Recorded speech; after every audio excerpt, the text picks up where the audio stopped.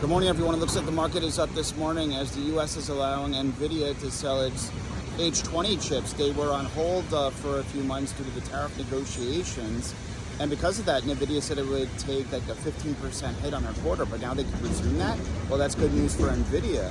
And Nvidia owns, is the AI arms dealer for AI chips, and we want the world to run on AI chips. We don't want the world to run on China's Huawei chips. So this is good news for Nvidia and American AI technology so that the world runs on our chips.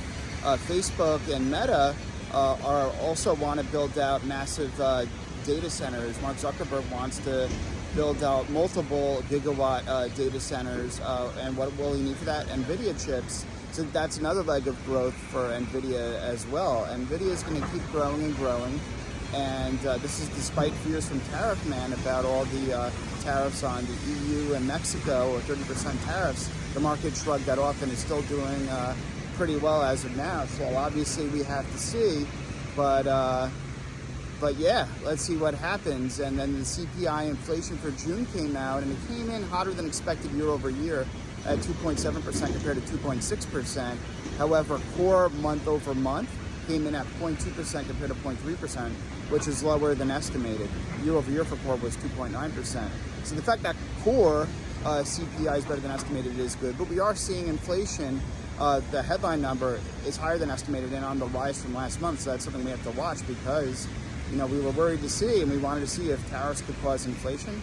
Well, I'm not sure if that per se is causing the inflation we're seeing, maybe partially as businesses are, ordering new items and are, depleting their inventories, but also because we're seeing a new leg of economic growth that's likely pushing CPI a little bit higher. So that's something we have to watch, but ultimately, I think the market's reacting a little bit more to the U.S. government allowing Nvidia to sell its H20 chips again to China. And AMD, they're allowing AMD to sell their most advanced AI chips to China as well, so that's good news for them. So, the AI chips and the semiconductors are going to do well today, most likely in this market. And then I want to talk briefly about crypto. This week is crypto week as Bitcoin crossed over 120,000. Investors were kind of pricing that in because this week we're going to have a vote on the Genius Act.